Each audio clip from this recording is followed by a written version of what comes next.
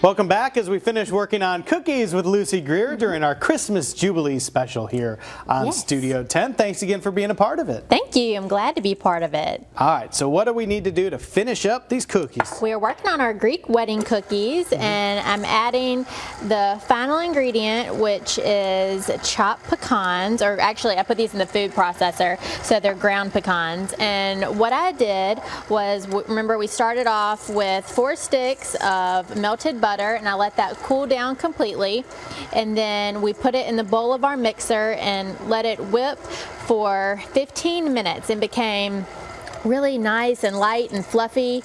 And then we whisked in a separate bowl 1 egg and got that fluffy, and we added in 1 tablespoon of sugar and that jigger of whiskey, and we added that back to our butter and let that go for an additional 5 minutes. And then last time with Chastity, I added 3 cups of flour, and then I just had some extra flour off to the side just in case it needed any more.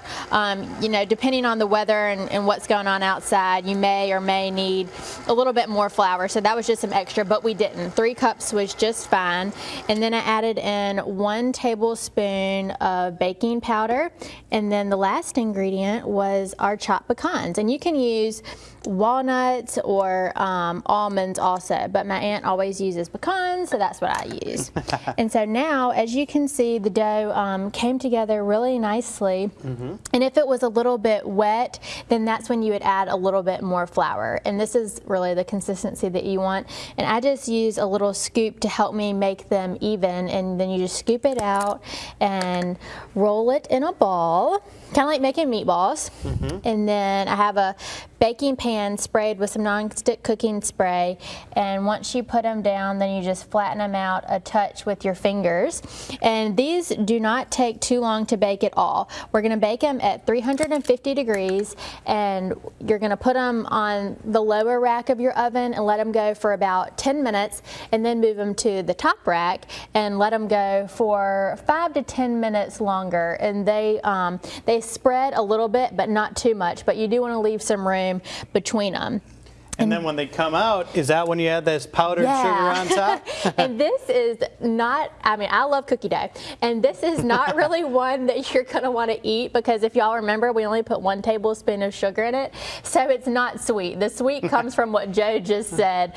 Once they come out of the oven, I just let them cool for about 5 minutes. You don't let them cool completely. And then you take powdered sugar and just use a sifter, and you go to town. You put a ton of powdered sugar on these cookies, and I just do it on the sheet pan first, and then once they're completely cooled and they've firmed up a little bit, then you move them to your little baking cups, and then I just sift some more powdered sugar on those. And these are such a pretty gift to give to people. This recipe makes 50 to 60 cookies. So once you do it, you know, you can get a lot of cookies out of it and have something really pretty to package up for somebody special. And people are always looking for new cookie recipes during the holiday season as well, so it might be a fun addition to your holiday cookies that you're making this year as well. So a great addition to have here on Studio 10 during our Christmas Jubilee special.